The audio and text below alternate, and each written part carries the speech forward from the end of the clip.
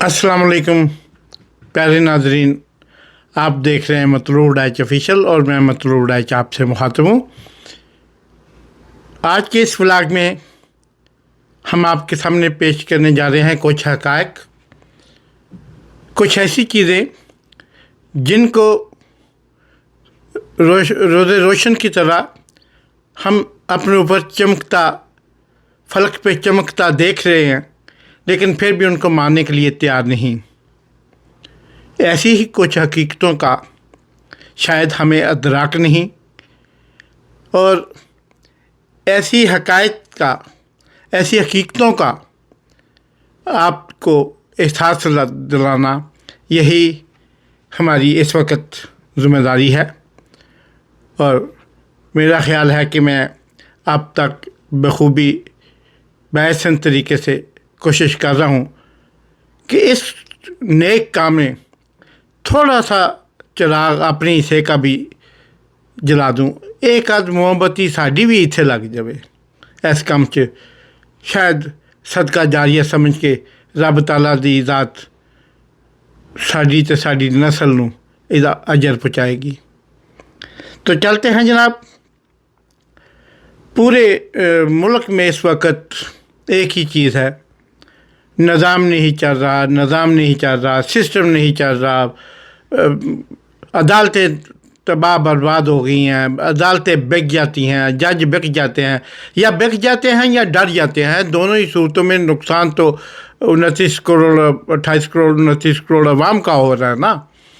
तो अदालतें बिक जाती हैं, अदारे बिक जाते हैं, मिनिस्ट्रियाँ बिक जाती हैं, कारपोरेशनें बिक जाती हैं और फिर जो कानून नाफज करने वाले अदारे हैं, सिक्योरिटी फोर्सेस, वो ओहदों के लालच में, वो अपने तैनाती के लालच में, अपने मुफादात के लालच में, अपने बच्चों का आगे मुस्तकबिल देखने के लिए कि वो उसने भी तो ऐसे किया है, उसे कौन सा किसी ने पकड़ लिया है, उसे किसी रब के किस निज़ाम ने उसको पकड़ा है। यहाँ पे 76 साल से हम देख रहे हैं, फलां भी खा गया, फलां भी खा गया, फलां जर्नल भी लेके चला गया, फलां भी लेके चला गया। मुझे एक दोस्त कह रहे थे कि पाकिस्तान के अब तक जो 4-5 माशाल्लाह एडमिनिस्ट्रेटर गुजरे हैं, उनमें से किसी एक का बच्चा भी पाकिस्तान में है? मैंने कहा है, सिविल मार्शल एडमिनिस्ट्रेटर के। कहता हुए तो फिर मार्शल एडमिनिस्ट्रेटर ही ना। तो जुल्फ़िकार भुट्टो को मैंने उससे मिसाल दी कि उनकी औलाद तो रही नहीं, मार दी गई, लेकिन उनके बच्चे, उनके आगे औलादें आज भी मुर्तज़ा भुट्टो का बेटा सियासत में कूदने के लिए पुरअज़्म है। आज भी फातिमा भुट्टो उसमें सियासत में किस दलदल में फिर दादा का अंजाम देखते हुए, बाप का अंजाम देखते हुए अब फिर कूदने को तैयार है। उसे हूटर की भी ज़रूरत नहीं है, उसे स्कूटर की भी ज़रूरत नहीं है, उसे गाड़ियों की और नमूद नुमाइश की भी ज़रूरत नहीं है। वो अबरार पड़ी हुई बची है, उसको पता है इन सब चीज़ों की वक़्त क्या है, इसकी हैसियत क्या होती है। तो बाकी जो हमारे मार्शल एडमिनिस्ट्रेटर गुजरे हैं, अयूब खान साहब से लेके सिकंदर मिर्ज़ा से शुरू हो जाएं, अयूब खान साहब से लेके आप उनके आगे चलते याह्या खान साहब, याह्या खान मरहूम, फिर उसके बाद ज़ियाउल हक मरहूम, या उसके बाद फिर मरहूम मुशर्रफ, फिर उसके बाद पाकिस्तान के जितने भी मिलिट्री सरबराहान गुजरे हैं, मेरे ख़्याल में एक आध आप तहकीक कर लीजिएगा। आजकल तो गूगल या दूसरी रिसर्च ऐप्स जो हर किसी के बस फिंगर टिप्स में है, वो सिर्फ दबाने की ज़रूरत है।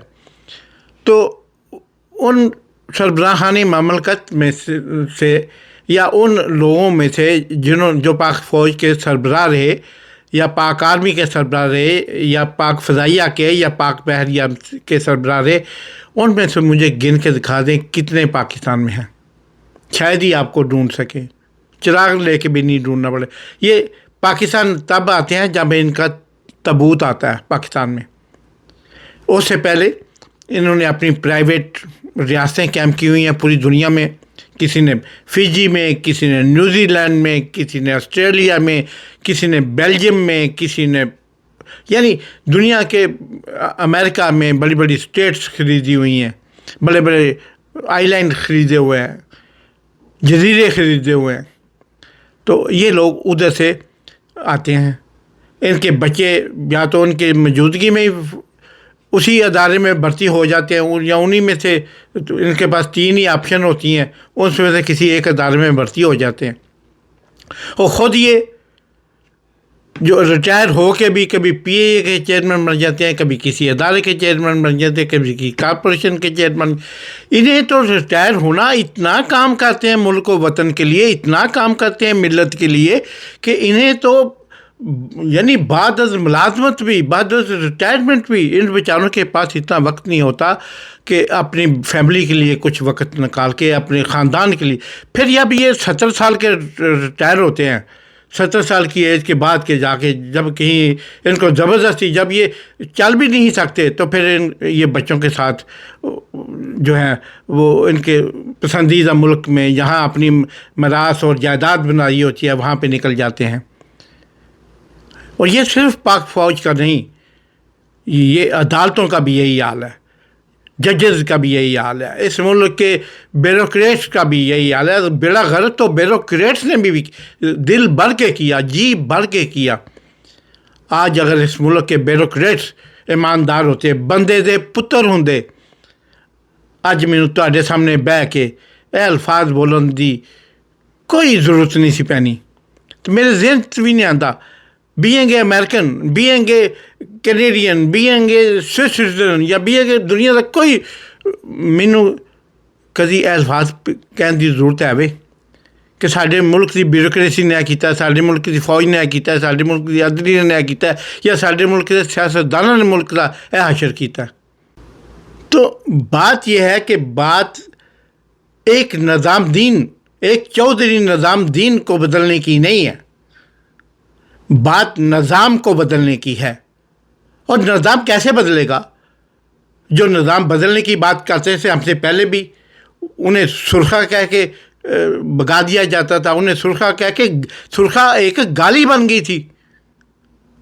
یا کچھ بیچارے آج بھی کھیڑی جتیاں پا کے مائے والے سوٹ چٹے رنگ دے تے گل میں کھول کے تے وہ محفلاں لا کے تھڑے لا کے لے بیٹھے نے. اج تے انہاں کول کوئی بندہ بھی نہیں آندا، انہیں بھی لوگ سرخا کہتے ہیں.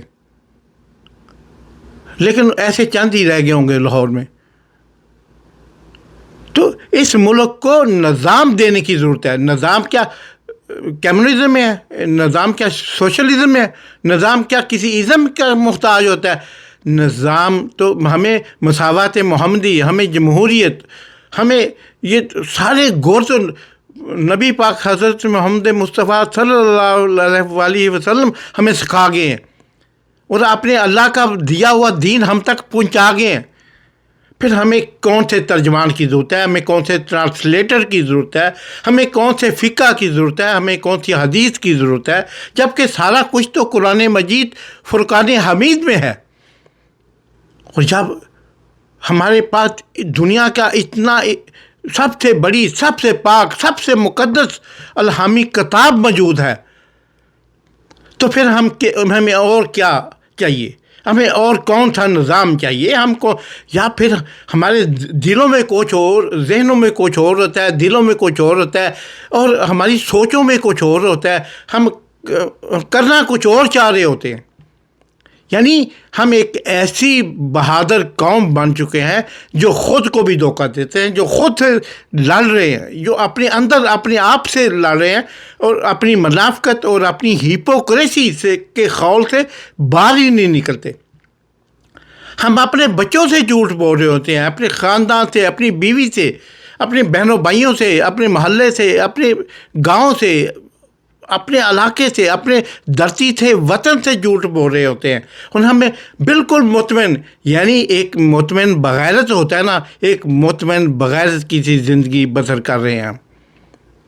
دیکھیں عمران خان اس ملک کے لیے، میں عمران خان صاحب سے جو بھی اپنے اختلافات ذہنی طور پہ رکھتا ہوں، میرا ان سے کوئی ایسا اختلافات بھی نہیں ہے، میں نے ان کے ساتھ مل کے بھی کام کیا ہے، لیکن میں آج ان کی بات اس لیے کروں گا کہ آج پوری دنیا ان کی بات کر رہی ہے. میں کہیں پہ چلا جاؤں، 12 مہینے سفر کرتا ہوں، میں جس ملک میں جس کنٹری میں جاتا ہوں، 100 سے زیادہ کنٹریوں میں گیا ہوں، تو لوگ بات کریں، بیٹھیں کھانے کے لیے ٹیبل پہ بیٹھیں تو لوگ پوچھتے ہیں، ہم سفر پوچھتے ہیں، میزبان پوچھتے ہیں، مہمان پوچھتے ہیں، راہ گزر پوچھتے ہیں، راہ نورد پوچھتے ہیں کہ اس کو اندر کیوں کیا ہوا ہے، اس کو اندر کیوں رکھا ہوا ہے.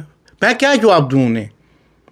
اس لیے کہ وہ جو کھانے والے ہیں، جو لوٹنے والے ہیں، جو چور چکے بدماش اس ملک کا قومی خزانہ خالی کرنے والے ہیں، اس ملک کی بچوں سے سکول چھیننے والے ہیں، اس ملک کے بزرگوں سے ادویات چھیننے والے ہیں، صحت چھیننے والے ہیں، ہسپتال چھیننے والے ہیں،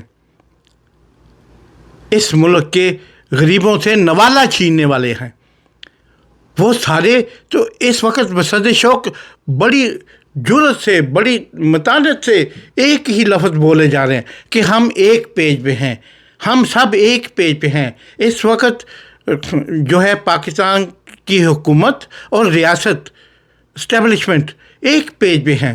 ارے تم ایک پیج پہ ہو تو ملک کا یہ حال ہے، اگر تم ایک پیج پہ نہ ہو تو اس ملک کا کیا حال ہوگا؟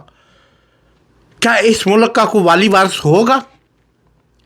عمران خان نے چند وکیلوں پہ اعتبار کیا، سلمان اکبر راجہ، لطیف کھوسہ صاحب، شعیب شہین صاحب، دوسرے بے شمار وکلاء، فواد چودھری، فیصل چودھری، حامد خان، علی ظفر، اور ایسے لاکھوں وکلاء پہ اعتبار کیا. آج سارے ان میں سے 90% جو ہیں وہ پارلیمنٹ کے اندر بیٹھے ہیں، انہیں یہ پتہ نہیں کہ جس کام کے لیے وہ پارلیمنٹ میں آئے ہیں وہ کام بھی انہیں کرنا ہے کہ نہیں. علی امین گنڈا پور دیکھ لیں، اسد کیسر کو دیکھ لیں، آپ بیرسٹر سیف کو دیکھ لیں، یہ سارے لوگ، چلو مانا جو لوگ زیر زمین ہیں، وہ جو جیسے مراد سعید ہے یا جیسے کچھ اور لوگ ہیں، یا شبلی فراز کیا کر رہے ہیں، دوسرا علی محمد علی کیا کر رہا ہے، وہ علی محمد کیا ہے، وہ دوسرا شہریار افریدی کیا کر رہا ہے، وہ اور عمر چیمہ تو اندر ہے، وہ جو ہے یاسمین راشد صاحبہ اندر ہیں، چودھری اعجاز اندر ہے، محمود رشید، سارے اور کچھ لوگ اندر ہیں. اوکے، میں ان کی مجبوریاں سمجھتا ہوں، لیکن آخر کب تک وہ انتظار کر رہے ہیں کہ اجالا خود نکلے گا؟ یہ اجالا نہیں نکلے گا. میاں اقبال صاحب لاہور سے، وہ کب زیر زمین ہیں لیکن کب نکلیں گے؟ جب سورج نکلے گا. ارے سورج تو کئی کرنوں کو چیر کے پیدا ہوتا ہے، کئی طریقوں کے غلاف کو چیر کے ایک سورج کی کرن پیدا ہوتی ہے. تو سورج کو جینے کے لیے، پیدا ہونے کے لیے جد و جہد کرنا پڑتی ہے. مجھے ایک شعر یاد آ گیا کہ خون 100,000 انجم سے ہوتی ہے سحر پیدا. سحر ایسے پیدا نہیں ہو جاتی، صبح ایسے پیدا نہیں ہو جاتی، ہزاروں تاروں کا خون کر کے پیدا ہوتی ہے. اور ہم ہیں کہ ہم اس صبح کے انتظار میں چھپے دب کے بیٹھے ہیں، اور جو باہر ہے وہ اقتدار سے اور ممرات سے اور انجوائے کر رہے ہیں. تو پھر کیا وجہ ہے؟ قاسم اور سلمان کو آنے کی ضرورت کیوں محسوس ہوئی؟ اب اس پہ بات کرتے ہیں. آپ کو یاد ہوگا کہ جب عمران خان نے کئی دفعہ، ایک نہیں کئی دفعہ کہا کہ میری فیملی کا کوئی فرد سیاست میں نہیں آئے گا، نہیں آنے دیا. انہوں نے اپنے اقتدار میں پھٹکنے میں نہیں دیا. اپنی بیگم کو کسی غیر ملکی دورے پہ گئے، فرسٹ لیڈی کو ساتھ نہیں لے کے گئے، انلیس کہ کوئی عمرہ شمرہ ہو، مجھے اس کا نہیں پتہ، ورنہ کہیں نہیں لے کے. پھر اس کے بعد وہ اپنی بہنوں کو قریب بھی پھٹکنے نہیں دیا. ان کے بہنوئی بھی تھے 3، ان کے بانجے بھی تھے، ان کے سب کچھ تھا، بھرپور خاندان. بلکہ ان کے بہنوئی دوسری سیاسی پارٹیوں، مسلم لیگ نون کے وہ نیازی صاحب اعلیٰ رہنما ہے، کسی کو قریب ہی نہیں پھٹکنے دیا، بچوں کو باہر رکھا. اس ماحول کا ہی، اس جاؤ حشمت کا ہی انہیں اندازہ نہ ہو، تاکہ ان کا دل نہ کرے سیاست میں کودنے کا. تو پھر کیا ہوا؟ اس کے باوجود بھی اس شخص کو قوم کے درد کی خاطر، اس شخص کو قوم کی فکر کی خاطر، اس شخص کے دل میں جو احساس ہے اس احساس کی خاطر آپ نے اس شخص کو کھینچ کے، ذلیل کر کے، رسوا کر کے، عزت کے کیس ڈال کر، اس سے زیادہ تم اس کے ساتھ کر بھی کیا سکتے ہو. وہ گڑیوں کی فیکٹریاں جو بنا سکتا ہے، اس پہ ایک گڑی کا الزام لگا کے تم نے اس کو ہر طریقے سے اس کو برباد کرنے کی کوشش کی. اور آپ دیکھو کہ قاسم اور سلمان کیوں آنا چاہ رہے ہیں؟ اس لیے کہ ہم فیل ہو گئے ہیں، ہمارے چہروں سے نقاب اتر گئے ہیں. ہم سب پاکستانیوں کے، ہم سب ووٹر سے، ہم سب جو سمپتھی رکھتے ہیں عمران خان سے، سب کے چہروں سے نقاب اتر گیا ہے کہ ہم صرف منافق ہیں. ہم وہ امام حسین علیہ السلام کی خاطر اپنے سینے تو پیٹ سکتے ہیں، لیکن یہی ہاتھ یزید کے گلے تک نہیں پہنچتے. یہ حقیقت ہے کہ جن ہاتھوں سے اپنے گلے پیٹتے ہیں، جن ہاتھوں سے اپنے زنجیریں مارتے ہیں، یہی زنجیریں، یہی ہاتھ یزید کے جسم پہ تک کیوں نہیں، یزید کے گریبان تک کیوں نہیں پہنچتے؟ اور پھر آپ بات کرتے ہیں کہ اس ملک کو اگر وہ نہ آتے تو وہ جو جناب وہ اب اس لیے آ رہے ہیں کہ مروثیت تو آپ لوگوں نے شو کی. پاکستان میں اس وقت جتنے سیاستدان ہیں، مولانا جو ہے فضل الرحمان، اپنے باپ سے، دادا سے لے کے، کیا اب ان کا آگے بیٹا بھی، سارے مروثیت کا شکار نہیں ہے کیا؟ زرداری اس کا بیٹا، اس کی بیوی، اس کا سسر، وہ سارے اس کا شکار نہیں؟ کیا نواز شریف، اس کا بھائی، اس کے بھتیجا، اس کی بیٹی، اس کا آگے سمدھی بھی سارے، کیا اس کا شکار نہیں ہے؟ پورا خاندان مروثیت کا شکار نہیں ہے؟ پھر وہ اپنی باپ کو نہ بچانے آئے، وہ ہم جیسے یعنی عاقبت نااندیش لوگوں کے حوالے کر دیں اپنے باپ کو. ان کا بھی ایک ہی باپ ہے، جیسے ہم سب کا ایک باپ ہے، ان کا بھی ایک ہی باپ ہے. وہ ہمارے شوق کی خاطر کہ ہمارے چند لفافہ فروش جرنلسٹ بکے ہوئے ہیں، تو ہم ان کو خوش کرنے کے لیے، ان چودھریوں کو، وہ جو سارے بیٹھے ہوئے ہیں، طلعت حسینی اور سارے جو چودھری اور دوسرے لوگ، گماشتے منصور علی خان جاتے، ہم ان کو خوش کرنے کے لیے کہ ان کی منہ کی زبانیں باہر نہ ٹپکیں، ہم ان کو چپ کرانے کے لیے وہ اپنے باپ کو بھی نہ بچانے آئیں. ایسا کون سا تگمہ مل جائے گا جب وہ باپ کو مروا دیں گے، جب ان کا باپ کسی دن جیل میں ہی اس کی خبر آ جائے گی، نعوذ باللہ، کہ یہ ہو گیا. اور نعوذ باللہ، میں ایسے لمحے سے مجھے پتہ ہے جس دن یہ ہوا اس دن باقی پاکستان نہیں بچے گا. پاکستان کھپے والے پاکستان لوٹنے آئے تھے، وہ بچا کھچا پاکستان لوٹنے آئے تھے، پاکستان کھپے کا نعرہ لگانے والے. تو آج ہمیں یہ سب چیزیں سوچنا ہوگی. اور وہ اپنے باپ کا آ رہے ہیں اور تسلی کیوں مچی ہوئی ہے؟ وہ بچے کہیں سے امپورٹ کر کے لا رہے ہیں، وہ کون تھے؟ وہ کوئی فضائی بچے ہیں؟ کدھر سے لا رہے ہیں؟ وہ اپنے باپ کو نہیں بچائیں؟